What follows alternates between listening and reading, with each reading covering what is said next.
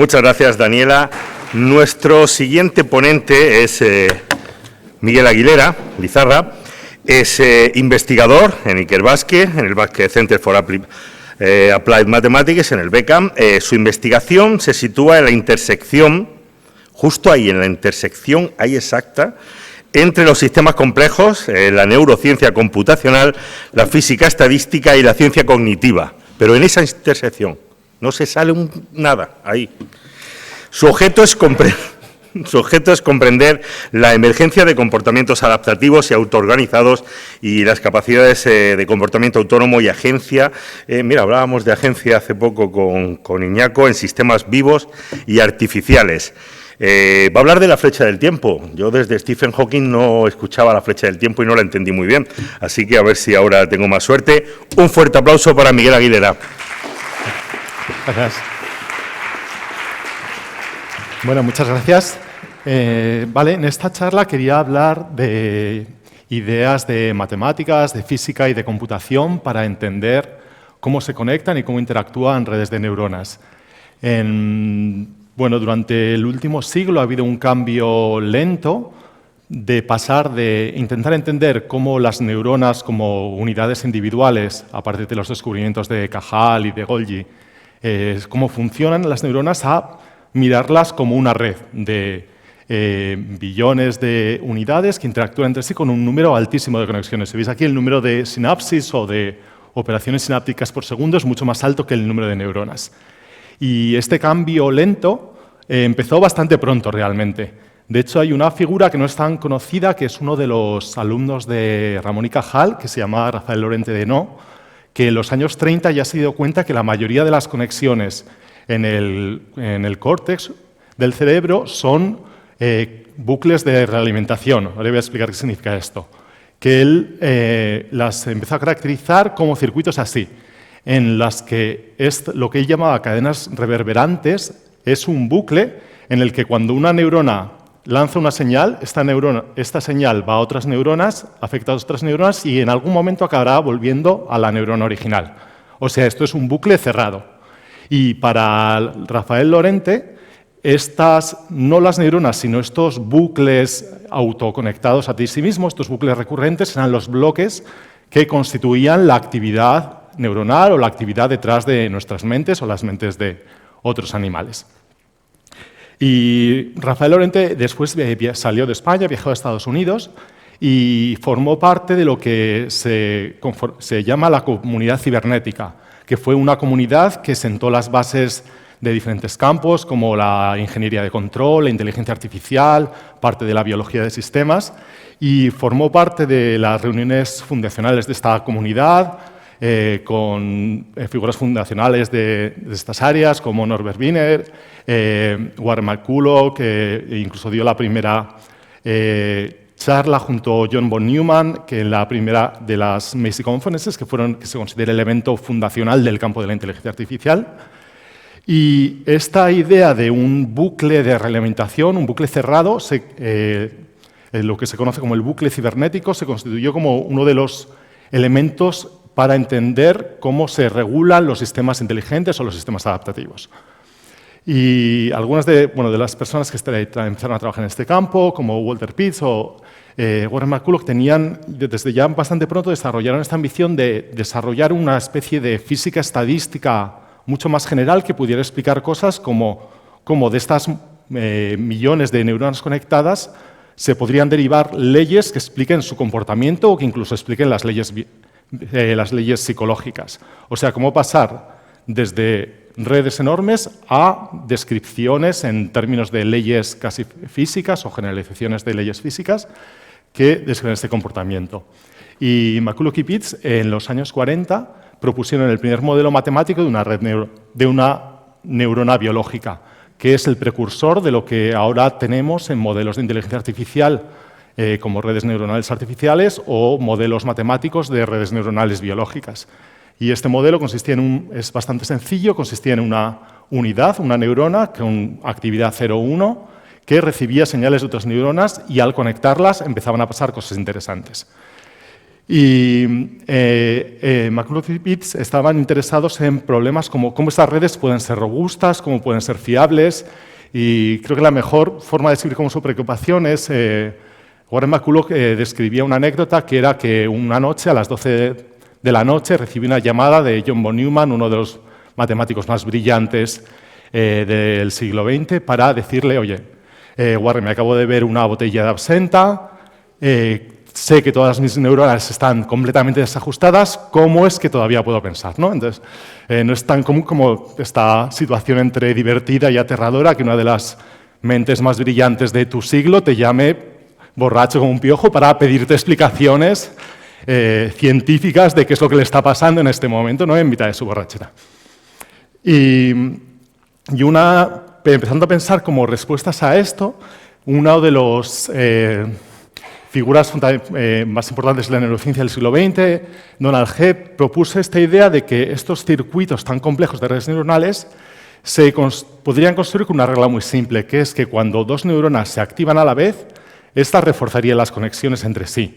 Y este proceso para él genera lo que llamaba asambleas neuronales, que es neuronas que se activan a la vez y están conectadas entre sí, se constituyen una unidad que va a dar lugar a otras asambleas neuronales, ¿no? Como constituir como grupos de neuronas que tienen una función, se activan, se desactivan y dan paso a otros grupos en secuencias cada vez más complejas. Y ya más recientemente, en los años 80, un físico, John Hopfield, intenta modelar esto matemáticamente de una forma más rigurosa, utilizando herramientas de física estadística. Él utilizó un truco que es asumir que las conexiones entre las neuronas eran simétricas para definir estas conexiones con la misma idea de Hebb, que es pensar en diferentes estados en las que estas neuronas se han activado, y cuando se han activado juntas, esta conexión se refuerza, para definir una función de energía que define las conexiones definida a partir de las conexiones entre dos pares de neuronas, que aquí son esta letra S. Y esto es exactamente lo mismo que en física estadística que se conoce como el modelo de Ising, que describe la interacción entre redes de muchísimos elementos conectados, por ejemplo, en materiales físicos o interacciones atómicas en materiales ferromagnéticos. Y este modelo esté conectado con estas formalizaciones en física, pero también con modelos en Machine Learning o inteligencia artificial, en las que si damos por ejemplo, una red neuronal en una malla, le damos unos patrones, como unas imágenes, estas letras, lo que hacen es que las neuronas que se han activado juntas fortalecen sus conexiones, y cuando la red se le proporciona otro patrón, por ejemplo, esta letra con ruido por encima, la red es capaz de recuperar la letra original. Y esto se conoce como una memoria asociativa. ¿Cómo funciona esto? Esta función de energía que describí antes modela una especie de mapa de energía en el que los patrones aprendidos constituyen puntos de mínima energía. Y lo que hace la red es simplemente, cuando recibe un patrón diferente, que va a ser un estado de energía mayor, buscar este punto de mínimo de energía que va a coincidir con ese patrón aprendido. Entonces, tenemos redes que son capaces de tener memorizados algunos patrones y devolverlo yendo a estos puntos de mínima energía. Y que cuando añadimos más y más patrones memorizados, estas redes se convierten en cada vez más complejas y se convierten matemáticamente en lo mismo que en física estadística se conoce como un spin glass o un vidrio de spin, que es el tipo de modelización matemática que tenemos para materiales desordenados. Y son modelos en los que se trabajó durante décadas para tener una solución matemática, y la solución vino en los años 80 por el trabajo de Giorgio Parisi, que recibió el Premio Nobel de Física, que se considera el primer premio Nobel en sistemas complejos, no solo por su contribución a la física de materiales, sino también por su contribución a matemáticas, biología, neurociencia o aprendizaje automático, porque este tipo de modelización no solo sirve para modelar materiales, sino redes neuronales o modelos en inteligencia artificial. Vale. Hasta aquí, esto, solo para acabar esta parte, ¿qué podemos hacer con este tipo de modelos? Podemos observar actividad neuronal, por ejemplo, en un laboratorio, en un experimento, medimos cuánto las neuronas se activan, podemos ajustar un modelo que reproduzca esto y, por ejemplo, estudiar las estadísticas de de la activación neuronal o plantear hipótesis como cómo se conectan la actividad de estas neuronas con fenómenos en física, estadística, como las transiciones de fase, y hay teorías de por qué el cerebro funciona, como que el cerebro está funcionando en un régimen entre orden y desorden, en una especie de transición de fase, algo así que se llama como el estar al borde del caos, como siempre balanceando entre estados ordenados y desordenados. Vale, hasta aquí todo esto es conectar modelos de redes neuronales con física en equilibrio. Estos modelos, como describí antes, tienen una función de energía y buscan estos mínimos de energía, y una vez que esto ha pasado, ya no pasa nada más, ¿no? Pero, sin embargo, cuando estamos interesados en sistemas inteligentes o en sistemas vivos, queremos cosas un poquito más interesantes. ¿En qué sentido? Queremos sistemas que tengan su propia dinámica, que sean capaces de modelar secuencias. Por ejemplo, en los modelos de lenguaje como ChatGPT tenemos una frase y queremos predecir cuál es la siguiente palabra. Y casi todo en la inteligencia o la cognición es secuencial. Si pensamos en cómo manipulamos objetos o en cómo percibimos, siempre hay algo en el orden, en el tiempo, que es importante para entender qué es lo que está pasando. ¿Vale? Y Rafael Lorente ya se dio cuenta de esto y precisamente él proponía que en estas cadenas las relaciones temporales de cuánto tiempo tarda la señal desde que ha salido hasta volver era lo que caracterizaba la actividad en estos bloques neuronales. Y justo este orden temporal es lo que define cuál va a ser la actividad que va a salir de aquí.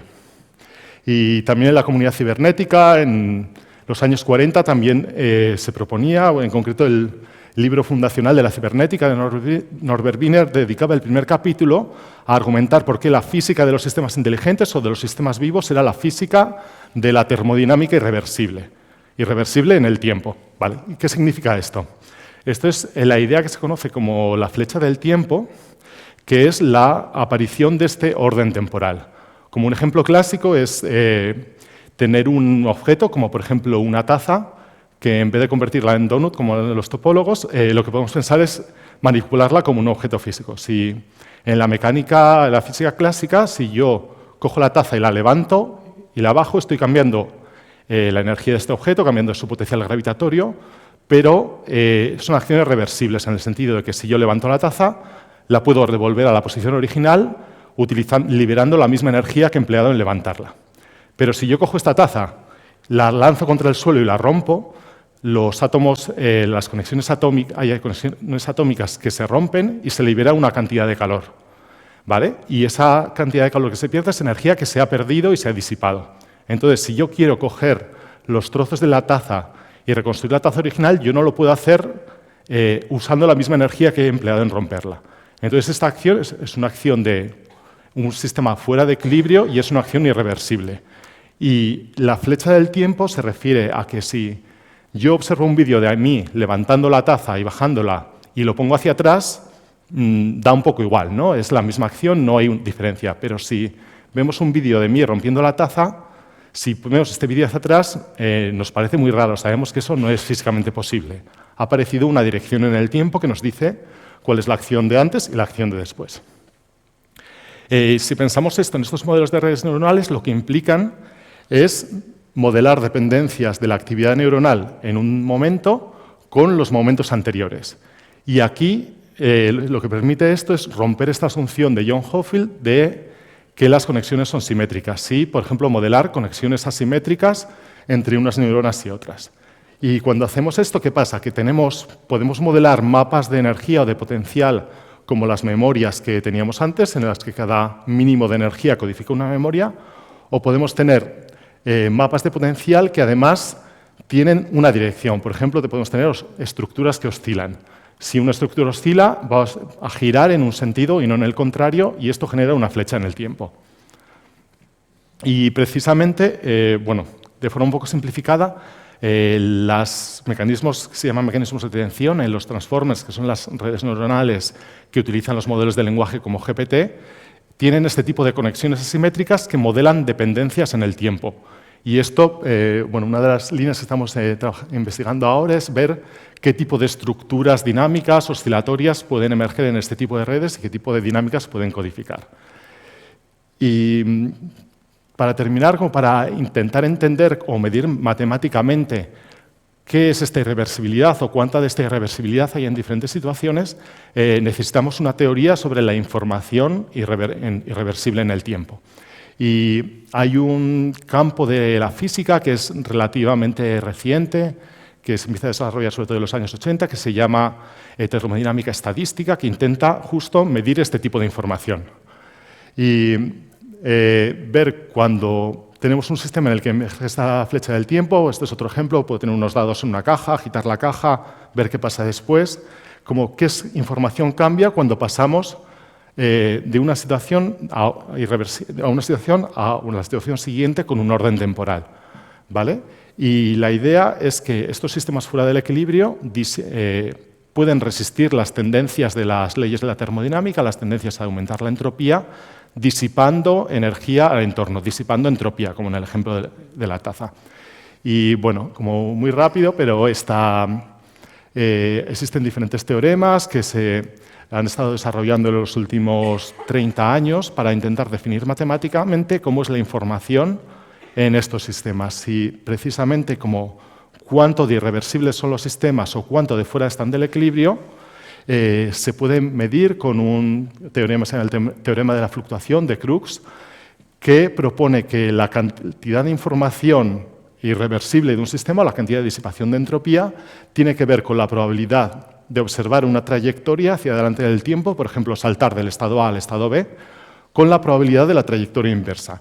Es decir, cómo de diferente es la trayectoria hacia adelante en el tiempo o la trayectoria hacia atrás.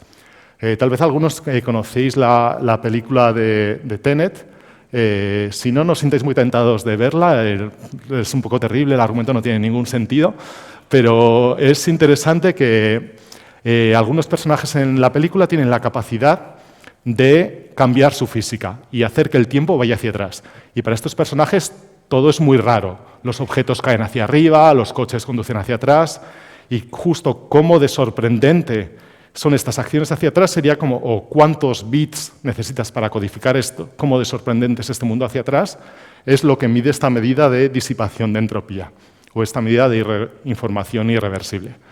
Y para mí es muy emocionante que en los últimos 2 o 3 años hay neurocientíficos que se han interesado en medir cómo de irreversibles son nuestros cerebros.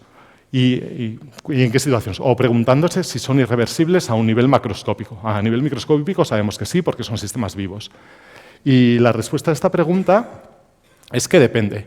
Si nosotros estamos sentados, relajados, no haciendo nada, la actividad de las ondas cerebrales es bastante reversible. Se parece bastante a estos sistemas en equilibrio, que simplemente tienen como estados de menos energía, y ya está. Y no hay una dinámica en un orden concreto.